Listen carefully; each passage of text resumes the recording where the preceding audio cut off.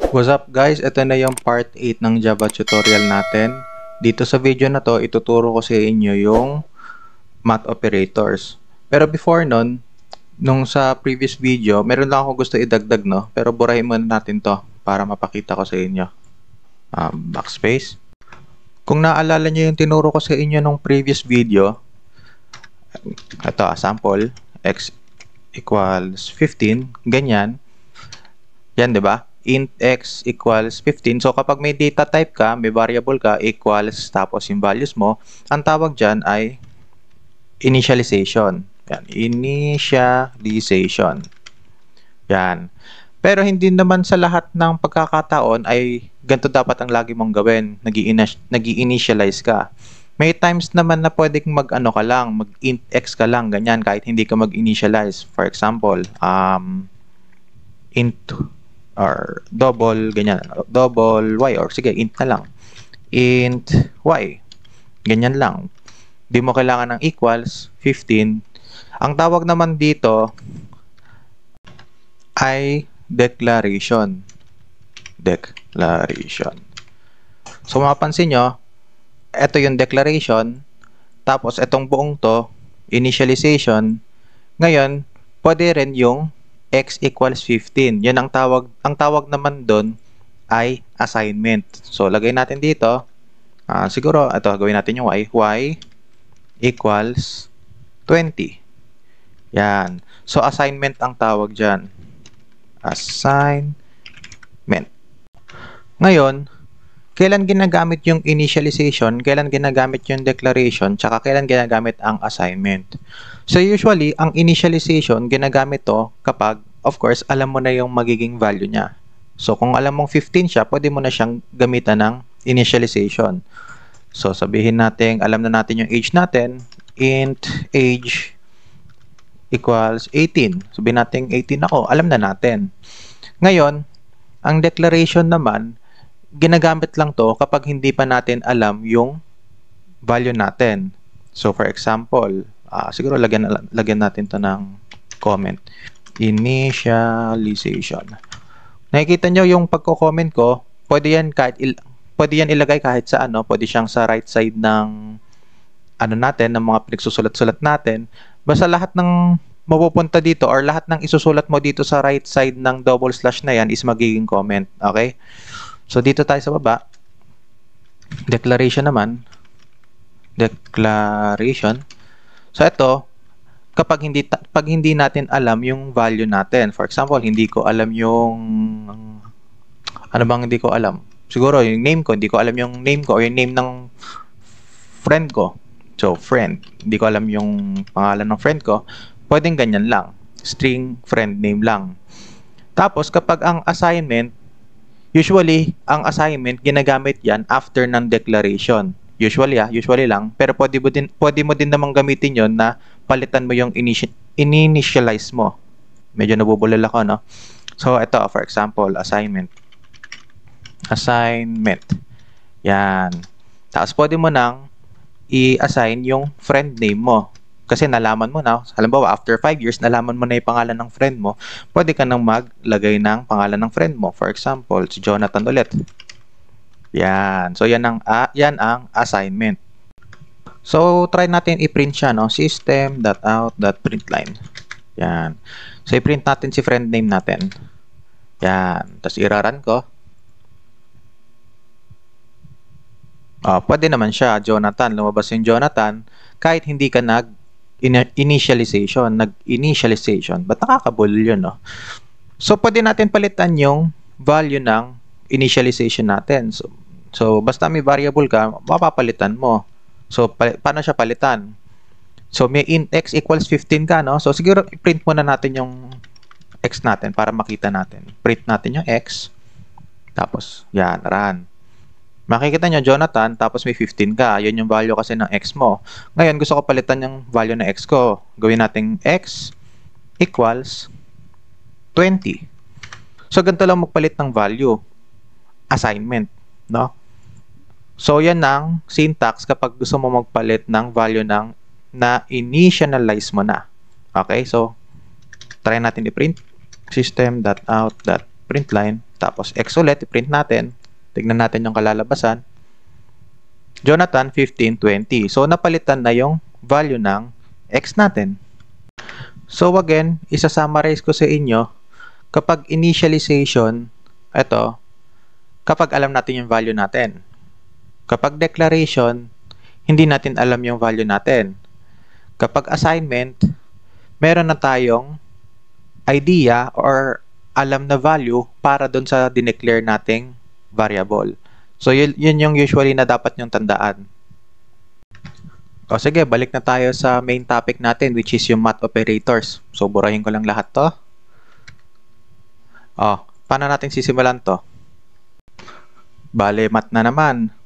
Nakakaumay siguro. Pero siguro, iba sa inyo, mahal yung math. Pero di talaga tayo makakatakas sa math, no? So, simulan natin. Addition muna tayo. Addition. Addition. Sa addition, syempre, ang syntax niya or ang operator niya, operator niya is plus. So, paano mag-plus? So, gawa siguro tayo dito ng variable natin.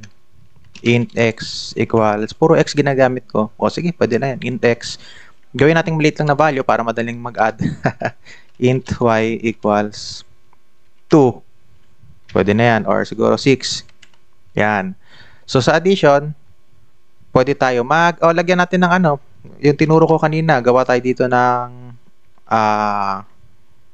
z, int z.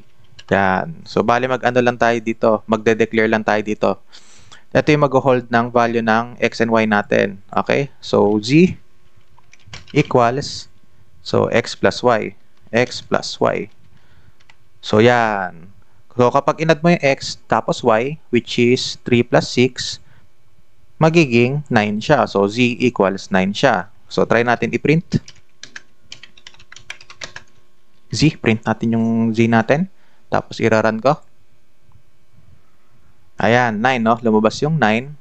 Sabihin, tama siya. O, susunod naman, subtraction. Lagyan natin ng space. Lagyan natin siguro ng space to para maganda tignan. Subtraction. Ayusin natin. Subtraction. Yan. Sa subtraction, operator niya yung dash na yan. Minus. Yeah. So, ano tayo? Z equals x minus 6. X minus y. Bali, 3 minus 6. X minus y. So, tignan natin. Print natin. So, z. Print natin z natin. Bakit ba ako nag-enter dyan? Yan. Run. Negative 3. O, tama din siya. Walang mali. So, kung mapapansin nyo yung ginawa natin dito, yung z, wala tayong inassign na value sa kanya. Pero dito, nag-assign na tayo. Z equals x plus y, which is 9 yon kasi 3 plus 6. So, z equals 9 siya. Tapos, makikita mo dito, o makikita nyo dito, inassign na naman natin siya. Z equals x minus y, which is 3 minus 6, which is negative 3. So, z equals negative 3. Makikita nyo, ilang beses pwede i-assign ang isang variable, no? Kahit 1 million times mo siyang i-assign, hindi yan magagalit sa'yo. Pwede kang assign sa kanya ng kahit anong value. So, maski nga yung x, kahit nakapag-initialize ka na, ano siya, pwede mo pa rin palitan yung value niya ng ilang beses, pati yung y, pwede mo palitan ng maraming beses yan. So, bale, susunod ay multiplication. Multiplication. Ang multiplication, x ang ginagamit sa ano, no, sa math, pero maraming ways pag-multiply, no? Merong parenthesis, x, ganyan-ganyan, tapos parang asterisk. Dito sa Java, asterisk ang ginagamit. Yan. Okay? So, try natin. Z equals, ano ba? Ba't nakaka-caps lock pala? Z equals x, y. Yan. Tapos, i-print natin yung z natin. Tignan natin kung gagana siya. Oh, 18 siya. So, 6 times 3 is 18. Tama nga siya. Siguro nakikurious kayo kung pwede yung x, no? Sige, ako rin nakikurious ako kung pwede yung x, eh. Try natin. Kasi multiplication sa math ng x, eh. Ay, hindi pwede. Bakit? Kasi para siyang variable din, no? Bawal, bawal, bawal ang X. Kung capital X, bawal din. Gagalit siya. So, asterisk pwede. Try natin yung parenthesis. Bawal din, Kitams. Try natin bracket. Wala din. So, so, asterisk lang talaga. Okay? So, Y. Yan. Run natin. Yan. Tama, tama, tama. Pero yung parenthesis, may purpose yan dito, no? Hindi lang siya yung multiplication, pero ang purpose dito sa Java is yung arrangement o yung order ng pagsosolve niya. Tulad ng sa math, yung PEMDAS, kung naalala nyo, parenthesis ang inuuna. So, siguro gawa tayo ng example dito. Gawa ko dito ng parenthesis dito, 2 plus 3 sa loob. Tapos ito, pasok ko rin sa parenthesis. Tapos, maglalagay ako dito ng plus dito. So, tingnan natin kung paano siya isosolve. So, ako isosolve ko muna kung paano siya no? So, sa loob, meron kang 2 plus 3, 5. So, 5 plus, ano yung nasa loob ng x time, ng parenthesis mo, x times y, which is 18. So, 18 plus 5, 23. Tama ba? 23. Sige, try natin. 23 nga. So, kung makikita nyo dito, may purpose din ng parenthesis. Hindi nga lang siya sa multiplication, pero sa order ng pagsosolve ng math natin. Sige, ibalik ko na to sa x times y lang para malinaw yung nakikita natin dito. Ito, multiplication. Ang susunod ay division. Division. Pag division, slash ang gamit. Yan, slash. So, try natin. Z equals y, ganito na lang, y, yan, slash x. So, i-print natin, system.out.println. So, print natin yung z. So, tingnan natin yung kalalabasan niya. 2. So, tama. 6 divided by 2 is, 6 divided by 3 is 2.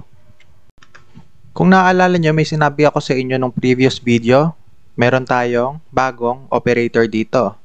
Yung special operator natin. Yun yung modulus. Nakakatakot pakinggan modulus. Ano ba meaning nun?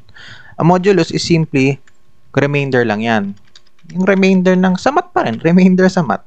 Tapos ang operator na ginagamit niya is yung percent sign. So, gawa tayo ng example dito. So, z equals y, tapos modulus, tapos x. So, ito, pwede ka rin maglagay ng space sa gitna para medyo maganda, makita natin ng maayos. Hover natin, ano to? Result of y, modulus x is always 0. Tama nga naman. 6 divided by 3, 2, remainder 0. So, tama naman. So, print natin para makita natin kung tama nga. Print natin yung z. Run. 0 nga. So, try natin palitan yung value ng x tsaka y natin. Gawin natin, ano siya? 8. So, 8 divided by 3, 6. 8 divided by 3 is 2. Tapos, may remainder kang 2. So, tingnan natin. Tama nga. Merong remainder na 2. So, try natin gawing 7 to. Tapos, gawin natin 2 to. So, 7 divided by 2 is 3. Tapos, meron kang remainder na 1. Tingnan natin.